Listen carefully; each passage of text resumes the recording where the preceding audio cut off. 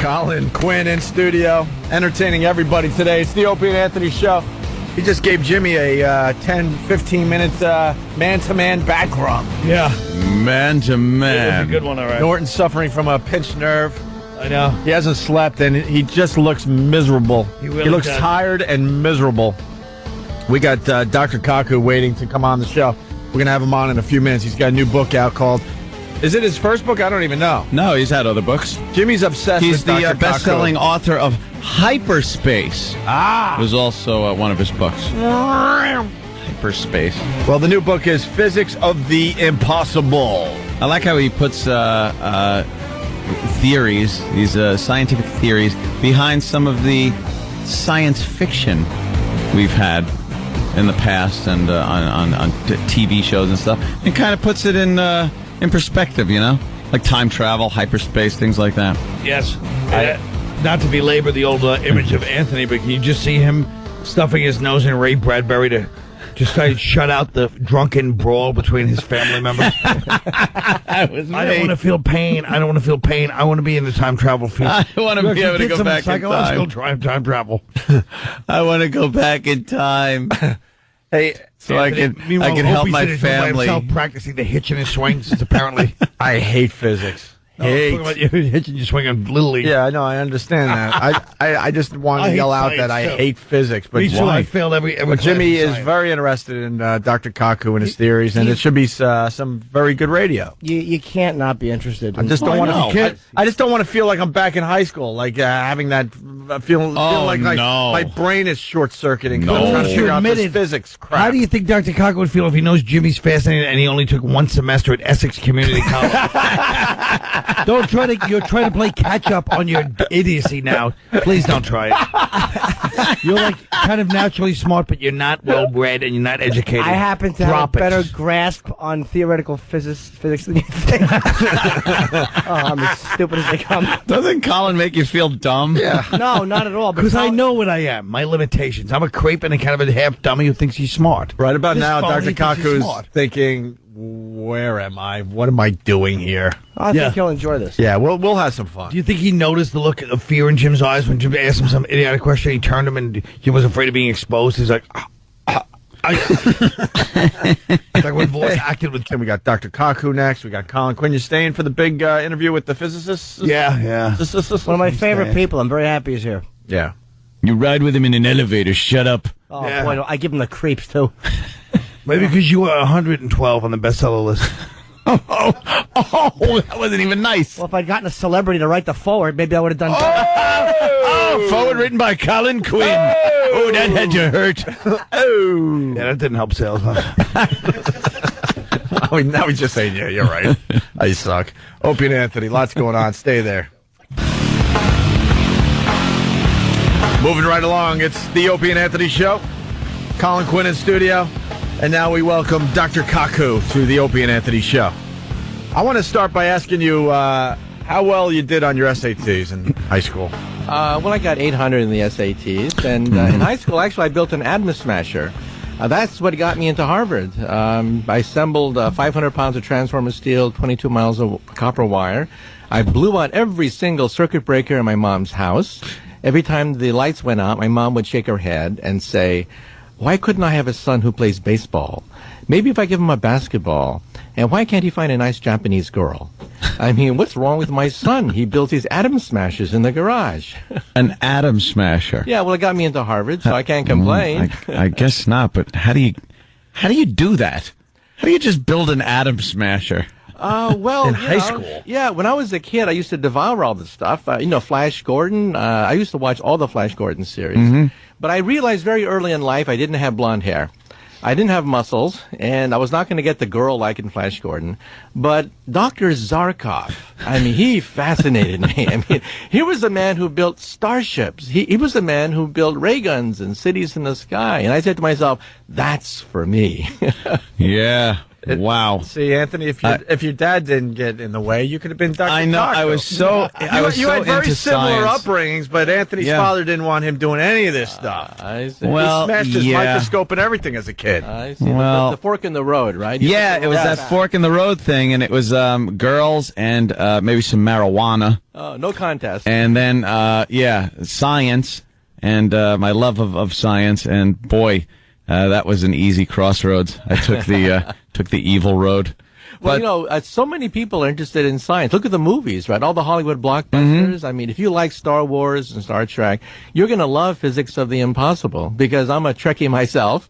And this book addresses all the things that you see in Back to the Future and the Terminator series and the Time Machine. So people like looking at that also. They like seeing things that were made a few years back and seeing how our advancements kind of tie into shows like Star Trek, where they're walking around with a tricorder and a communicator, and here we have cell phones and PDAs that are similar to what they had in the TV show. That's right. When you watch Star Trek, I mean, it's like watching something from the 50s, because we have all that stuff now. Yeah, it's not. We have everything except transporters and warp drive, and we're working on those, by the way.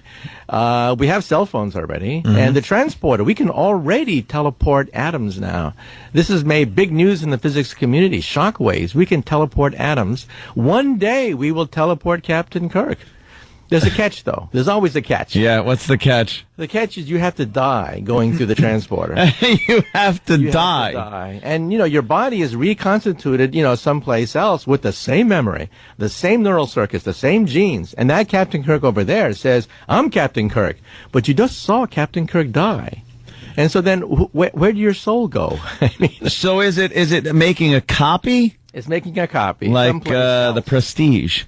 Like the movie The Prestige. Oh, yeah. They were making copies of people, yeah. Oh, you saw the movie Jumper, right? Mm-hmm. Yeah, the movie Jumper. Actually, some physicists helped to consult on that movie Jumper. Really? Where you disappear and you reappear someplace else, except in real teleportation, you have to die to do it.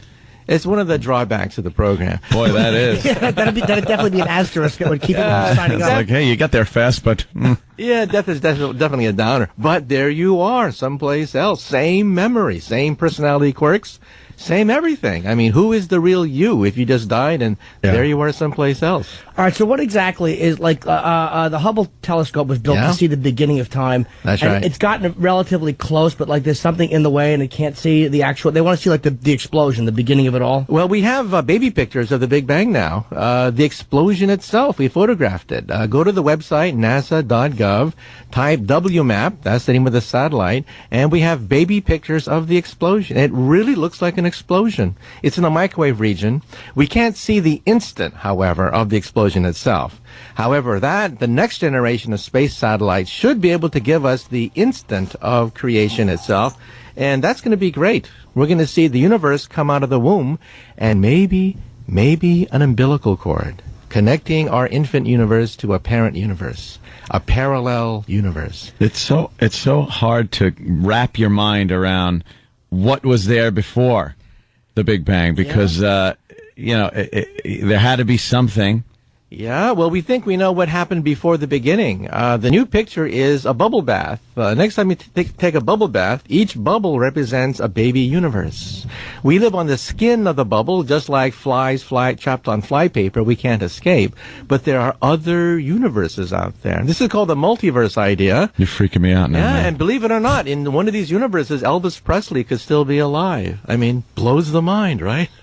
Is he healthier or is he, like, still shaped like Colin at the end of his life? Oh, God. See how that hurts Colin when they start poking fun in the middle of a physics discussion? Yeah, in a parallel universe. Oh, no, Jim. I don't think you really wanted to get me into this, because I wrote down a few of your lines you said to the doctor before you got on Yeah, the they were air. having a little small chat before we got back with the show, and Colin was... Jim, if you could have seen, folks, Observing, the yeah. phoniness. Yeah. Norton leaning in the doctor with a bewildered look on his face going, what? I guess this guy's like a fan. Norton starts trying to talk. Here's what he said. Your book's doing well, though, for a science book to be in the top because you're competition. No, what I was saying was... No, that's a direct quote. No, you for missed... a science book to be in the top because you're competition. You took me out of context. That makes me sound like a fool. I was saying is that the book is now number 12 on the bestseller list. I know. Which is amazing because you're Amazing. competing with a lot of non-science books, and for a scientific Right, book that to guys be, like you, but you kind of the way you were saying it, the tone, non-science books that guys like us wouldn't sully our hands with, Doctor. I mean, 9 science books. you Why do know, you they're- say like they're your just- idiotic book? they're just Admit a- to him that's who he's competing against. There's just You're a lot nonsense. of people. A lot of people out there have watched The Terminator. They've watched Back to the Future, and they wonder what happens if you go backwards in time, Right. meet your teenage mother before you're born, and she falls in love with you, right? Well, you're in deep doo-doo if that happens. Well, yeah. But a lot of people wonder about these things, and that's why the book is up there on the bestseller list. It's now you believe that time travel is possible. That's right. No, Stephen Hawking, my friend, used to say it is not possible. 10 years ago, he gave up. He said it is possible. Not practical. We can't build a machine anytime soon.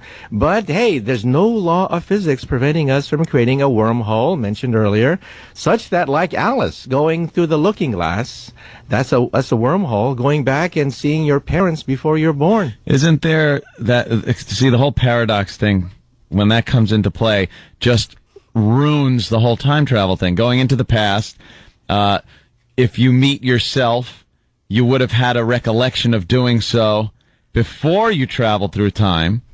It's even worse than this. Think of, for example, a woman time travel scientist who builds a time machine. Eventually, she wants to become a man, so she changes her sex to a man, goes backwards in time, meets herself, makes love to herself, has a baby. That baby's mother and father is herself. The same person. Can you imagine being your own mother and father? I mean, it boggles the imagination. But this is what we physicists have to deal with. If time travel is possible, you could be your own mother, father, son, and daughter. Figure that one out. And then what? That is a little odd. Would it be possible? This guy smokes to pot. go back and kill yourself.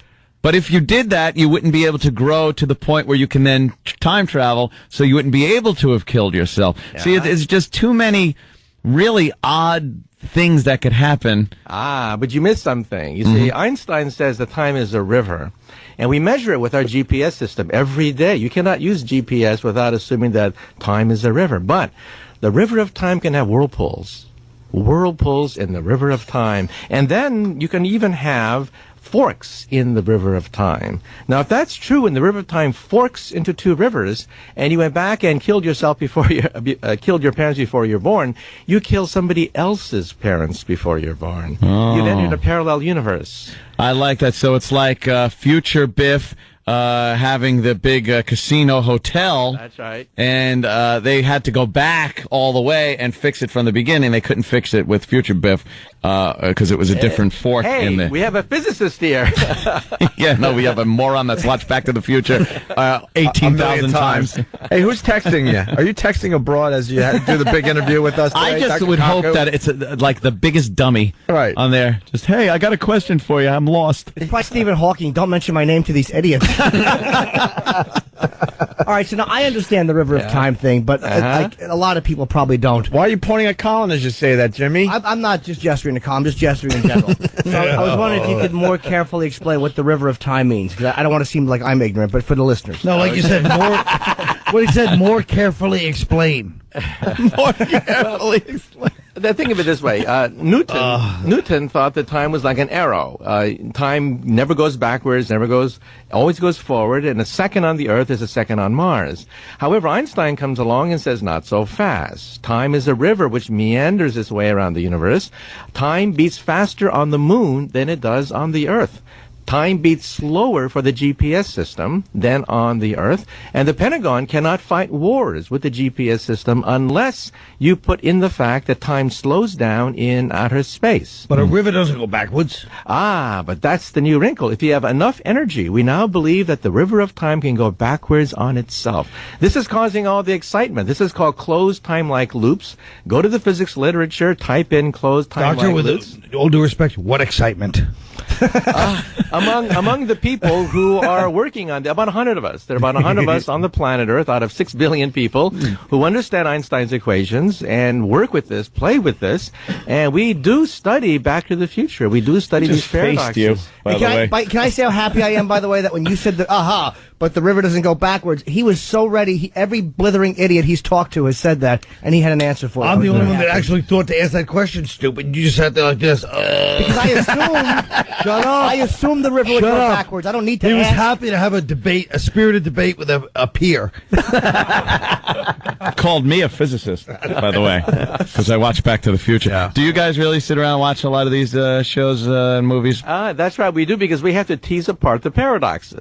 Given a paradox, we have to figure our way out of that paradox, or else the theory doesn't make any sense. You can't publish the paper if there's a paradox in your work. So we have to look at the question, what happens if you kill your parents before you're born? This is something that we have to address. They would make a pretty much at that moment, a fork would be made. That's right. Where you would still exist, but in a different... time stream. Yeah, time That's stream. Right. You've hopped time streams. Right. So if you go back and save Abraham Lincoln, you've saved somebody else's Abraham Lincoln from being assassinated at the Ford Theater. Your Abraham Lincoln died 150 years ago. Well, we do it a little earlier. So if you go backwards in time and meet Hitler's mother, you can prevent World War II from taking place in that universe, but it's not your universe. A parallel universe has opened up. So you could screw up other people's universes. That's right. But they don't know you're screwing it up. Like somebody theoretically could have screwed up our whole timeline, but we wouldn't know it because it's just history to us. That's it's just right, the way things went. Yeah, you know that TV series Sliders, when they slide between you? And the very first episode of Sliders, there's a boy reading a book that starts the whole series. That's my book, Hyperspace. Hyperspace spawned a TV series called Sliders, where you slide between parallel universes and monkey with other people's pasts. And to them, they don't notice because it's just their past. That's right. You got it. That's somebody could have screwed with my past. He's got it. Yeah. See, But doctor, I'm a smart guy. Just as important, when going back to the Big Bang Theory, at what stage of human development did this kind of tadpole look? As he points at Jim Norton. Of course he does. I don't even think he needed to explain where. Like everyone knew where he pointed. He couldn't have pointed anywhere else. He certainly wasn't going to point at himself. I wish I had an Adam Smash and a smash your face in right now. This just goes to prove there's you no... don't have a fat smasher. This just goes to prove that there's no intelligent life on the Earth. Yes. See? Doctor, I resent that, actually. I really Does it suck to live among... I'm a fellow guest and a peer in the physics world. Does it suck to live among dummies, Dr. Kaku? Like, you can't just walk around and discuss this stuff with anybody. Seriously. Hey, I have to be able to address people's concerns. Because, look, I was a kid, too. I mean, I watched Flash Gordon, Star Trek, and Star Wars as a kid. Yeah. I wondered, these are the exact same questions I asked myself when I was a kid. Now I can answer these things. Because, now I can work completing Einstein's unfinished manuscripts, right? We can now go beyond Einstein. So I can answer the questions that I would have liked to have answered if I was a kid. What type of technology would we need to time travel? There's been so many different versions of a time machine, but as far as you're concerned, what type of actual machinery would be needed? Okay, you'd need the energy of a star. I mean, a DeLorean can't do it. You're not going to be able to get into a DeLorean and meet your parents before you're born. We're talking about bending time into knots, which means that's a power of a black hole, a power of a star. You would have to be what is called a Type 3 civilization, a galactic civilization. Now, we are a Type 0 civilization. Oh, boy. We're not even on the radar screen. We got to level up. Jesus. A Type 1 civilization would be planetary, like Buck Rogers or Flash Gordon. A Type 2 civilization would be stellar, like the Federation of Planets. But you would have to be Type 3, galactic, to have the power to bend time into a pretzel. And so, however, one day, if somebody knocks on your door and claims to be your great-great-great-great-great-granddaughter, don't slam the door. You just don't know. You just don't know. Maybe Invite her in and give her a roofie. Maybe your descendant wants to go backwards in time to meet her illustrious ancestor. Now, I don't know why. Wouldn't a black hole? They're pretty devastating things. I mean, just crushing anything. Even stars into the size of a walnut. That's the old picture. We see these black holes in outer space, a few thousand of them, and they're spinning. They're spinning very rapidly, and we think they don't collapse to a point, they collapse to a ring. And if you fall through the ring of the center of a black hole, it's like going through the looking glass of Alice. Alice's looking glass is the ring at the center of a black hole, where gotcha. gravity is finite. That's the loophole that Einstein missed. Einstein thought that a black hole collapses to a dot, in which case you die. Yeah, you just accelerate into the middle of it and squish. Right, but we see these things in outer space. They're all spinning rapidly. We photographed them, a few thousand of them, and they collapse to a ring, we think. Falling through the ring is falling through the looking glass. You're trashing Einstein, though. Well, he didn't go far enough. He didn't have died. computers. Didn't have a comb either. Hey, Dr. Kaku, is there other civilizations out there? That's all I want to know. Yeah, we think so. And then the question is, how come they don't talk to us and meet us, right? Right. Well, if you go down a country road and see an anthill, do you go down to the ants and say, I bring you trinkets, I bring you beads, I give you nuclear energy? That's some perspective on things right there. So huh? take me to your ant queen. Or do you simply step on a few of them? Oh, Now we're you know here why to they be don't- stepped on. Now you know why they don't visit us. So you have no doubt there's other civilizations out there? Oh, yeah, they're out there, definitely. And do you think the aliens come and visit us at all? Or check us out, or they could care less? Well, they're probably on the moon. If you saw the movie 2001, the most likely visitation site is the moon. They would land and leave a robot probe, basically a machine that would wait for us to become Type 1, where we become interesting. And 2001, we thought we would be a Type 1 planetary civilization with moonships. Another 100 years will do that. So on our moon is the most likely site for a previous visitation of an alien civilization. And we're too stupid to even know that because we're not even on the moon yet. So, so I think previous visitations are definitely possible. We physicists think the moon is the most likely site of a previous ancient visitation by a passing Type 3 galactic civilization. Very interesting. Listen, we got to take a break. We're really late. We're going to continue with Dr. Kaku. The book is called Physics of the Impossible. What's the book about again for the people out there? The title isn't doing it justice, really. Well, it's about everyone who's wondered about phasers and force fields and ray guns and invisibility and teleportation, which we physicists say is impossible today, but possible in the near future. Very good. We're going to go to the phones next. It's Opie and Anthony. You're checking out the Opie and Anthony Show. We got Dr. Kaku in studio. Physics of the Impossible is the name of your book, sir. I got a question really fast. When I was a kid and I started thinking about the universe and learning about the universe, it scared the crap out of me to the point I couldn't sleep at night. Just how vast and large it was. Does the universe scare you?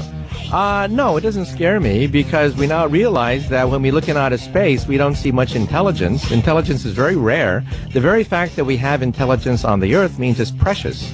Your brain, believe it or not, sitting on your shoulders is the most complex object known to science out to 24 trillion miles, out to the nearest star. So the fact that we have life, we have intelligent life, is incredible because we don't see much out there. Right. And for that means that it's very precious. And so instead of being depressed about it, I feel very optimistic and enthralled that here we are, the only intelligence out to 24 trillion miles of the Earth. It's that whole thing of we can't really comprehend infinity that creeps everybody out. makes you, because you can't wrap your mind around something that's never ending. Yeah, Douglas Adams, the humorist, the science fiction writer, once had a machine that is guaranteed to drive any sane man totally insane.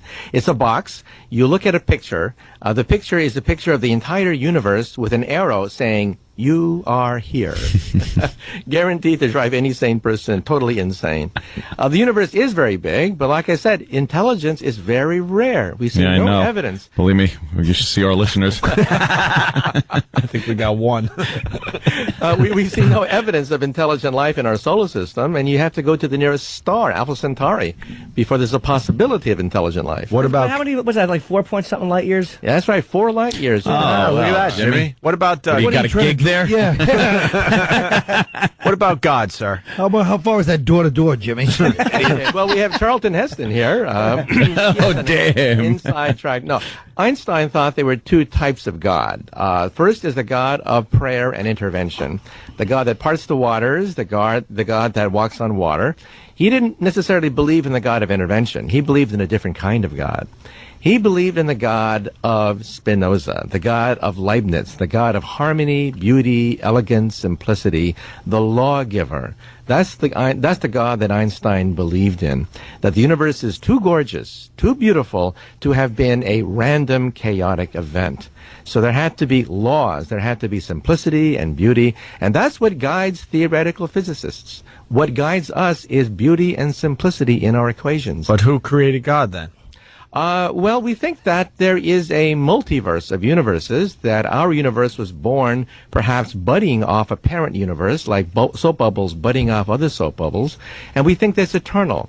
This is called eternal inflation, and one of my friends that may actually win the Nobel Prize for coming up with this picture, it fits all the data from the satellites. Eternal inflation, universes budding off and sprouting from other universes all the time. You got a friend that's going to win the Nobel Peace Prize, and we got a friend that has a CD coming out tomorrow.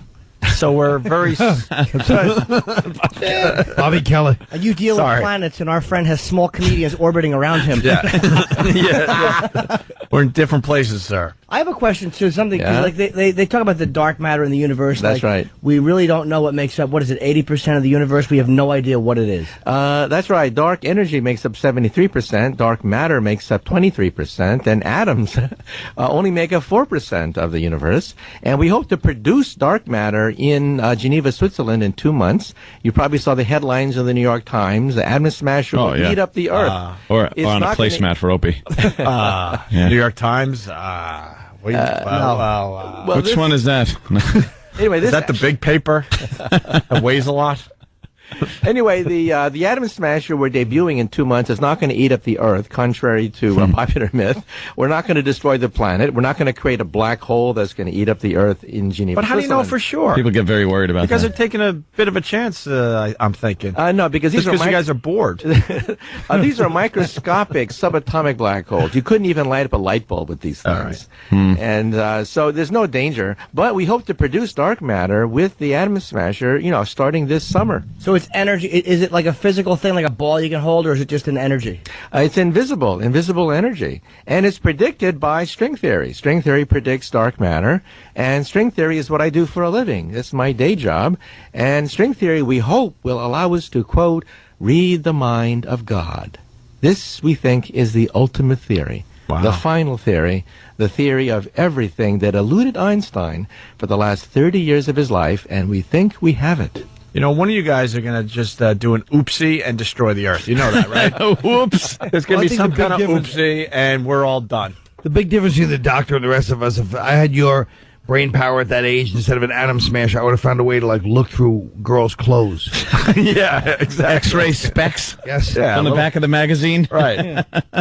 Hey, you've been in an elevator with Jimmy, you know that. And he's been talking about you for years on this program, and all he wants is some kind of recognition the next time you see him. That's all he's asking for. Just a hello. Just a little hello, a little nod. Next time he asks you a question, remember, the inside of his brain looks like that picture.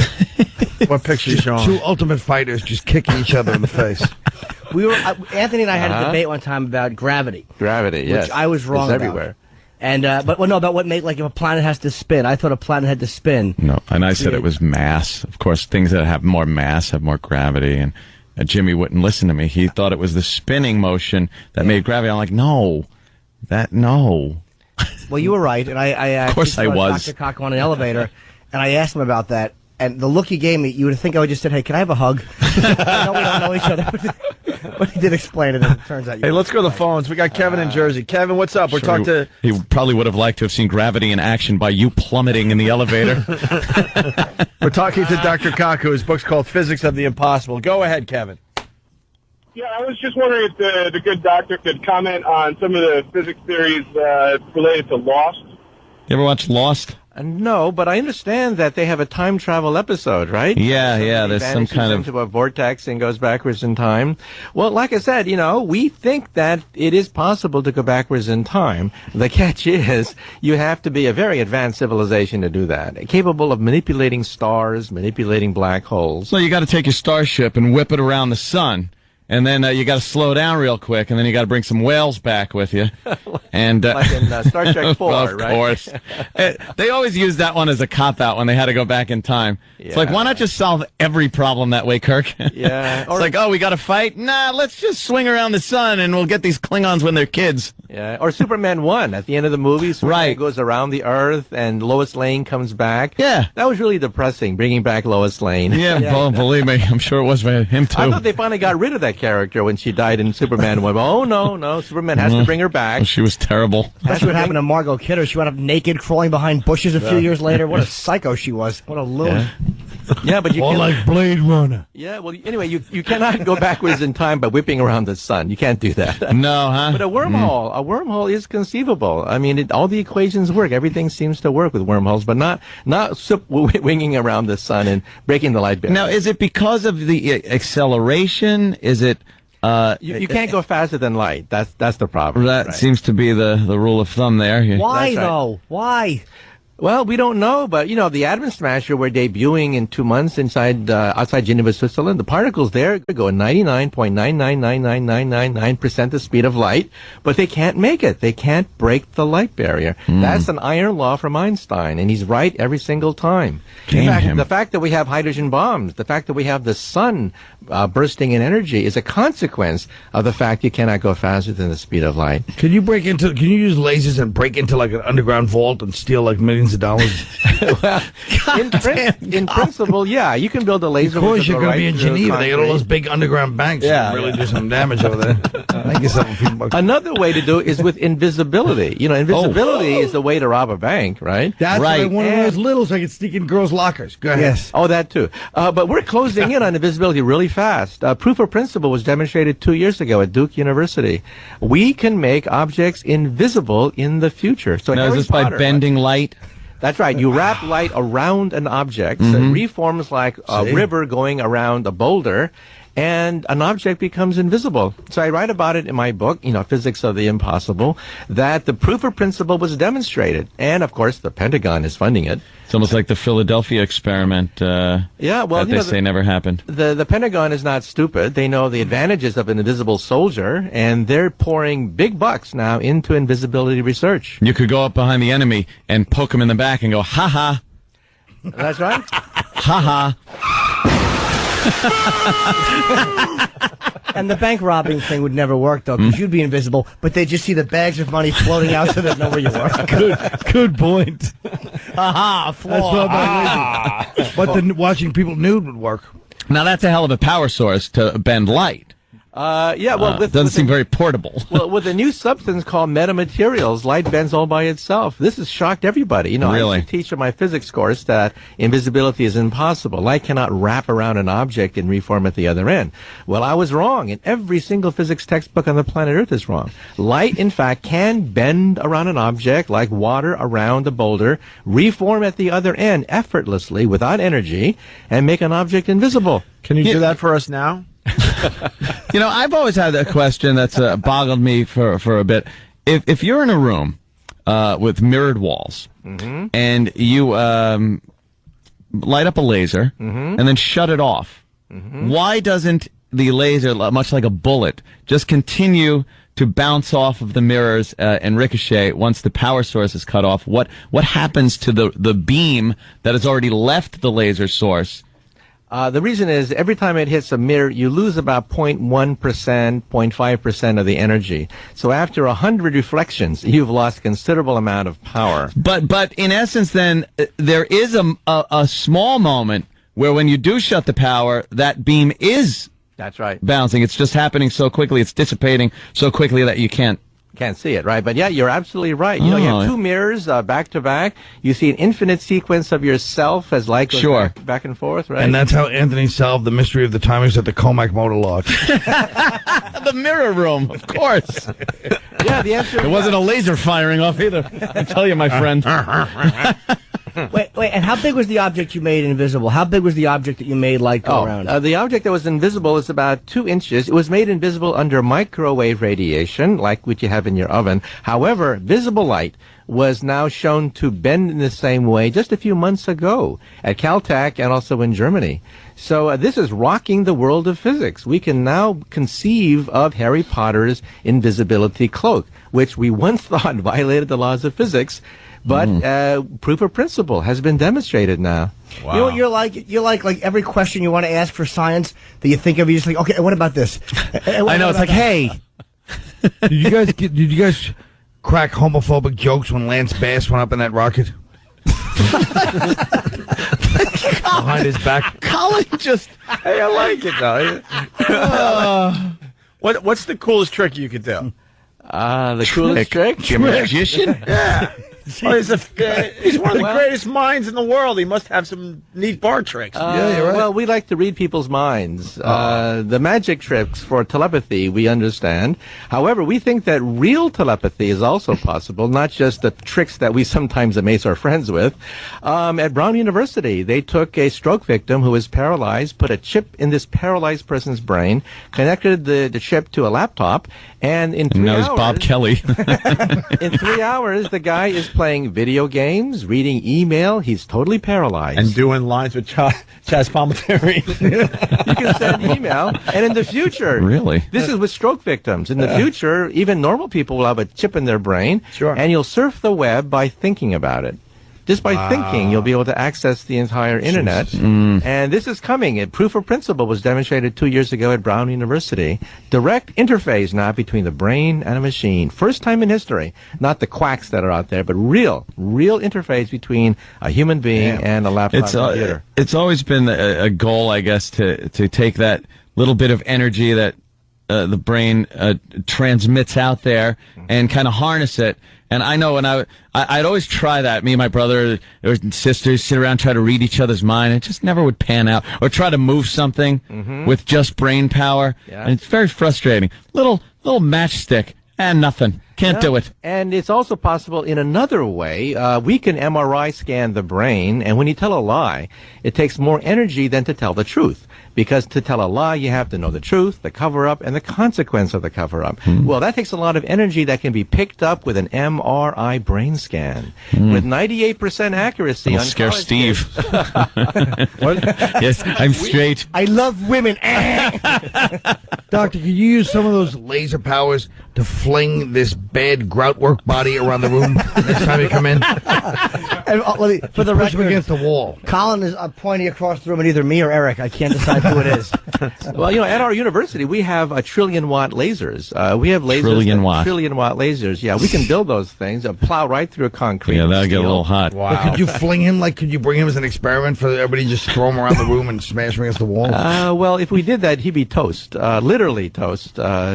We can do that in the laboratory now. However, people ask about ray guns, right? Then why can't you build a portable ray gun? The problem is a portable power pack. Right. You can build a laser beam, but you have to have a nuclear power plant behind you to do this. And you can't enter a firefight in Star Wars with a nuclear power plant on your back. No, But you a got to make portable that power smaller. pack, yeah, that's the problem with ray guns. Hey. Otherwise, we could do it. I got one question. What happens to you when you die? Well, we don't know. That's one of these great eternal questions. However, most of my friends would essentially say that when you die, your memory circuits, just like your CD-ROM, just like your hard drive, goes on the blink. Oh. What happens to a computer when a hard drive goes out, When you don't have any, means of storage, what happens what happens? However, I like to give me a however. Okay. Give me a however. I need however. a good however right about now. Okay. However, there are two ways of attaining immortality. Okay. Two ways. One, we've now isolated many of the genes for the aging process. SIRT2, age 1, age 2. Many of the genes controlling the aging process have now been unraveled, and we can double the lifespan of almost any animal that you see in the animal kingdom. Second of all, my friends who work in artificial intelligence tell me that our descendants, maybe 100 years from now, may have an option, two options. One, get old, decrepit, decay, and die. The other option is one day merging with our creations and waking up with the power of a Superman, with the body of a cyborg, genetically enhanced, and living forever with superhuman powers. You know what sucks about that? We're falling just short of all that technology. That really We'll be the last generation that gets to just drop dead. Right. We're going to fall just short after all this time. Great. Well, we have to go. We could talk to 9 you all o'clock. morning, man. We have to plug the book too. Dr. Michio Kaku, Physics of the Impossible. It's number 12 on the bestseller list, and there are a bunch of other books you have out too. Hyperspace, Beyond Einstein, and a couple more I can't remember. Parallel Worlds. And my website, mkaku.org, mkaku.org. And you give some great talks I saw, like where you sit and just explain into a camera a lot of these things about black holes and wormholes. Can they get all that on your website? Yeah, a lot of that's on the website. And tonight I'll be doing a live chat at 9 o'clock on my website. Any and all questions, live chat tonight. You can interact with me directly rather than having to go through the radio tonight, 9 o'clock. Be idiot children like we are, and just ask them questions about science that you've always wanted to know in physics. mkaku, KAKU.org, and also your same name on MySpace? That's right. And also check out, YouTube and things like that. I'm there as well. Match.com. No, not there yet. A guy like this, Physicist looking for. a guy like this should have the most friends ever on MySpace. Wouldn't you want him as a friend? Just to make you feel a little better? Yeah. No, I wouldn't be To able to comfort you? I wouldn't be able to understand his email blasts. Subsequently, we shall. All right, we have to get out of here. We're heading over to XM Satellite Radio. Dr. Kaku, it's a pleasure. Yes. Thank you, sir. Absolutely. Okay.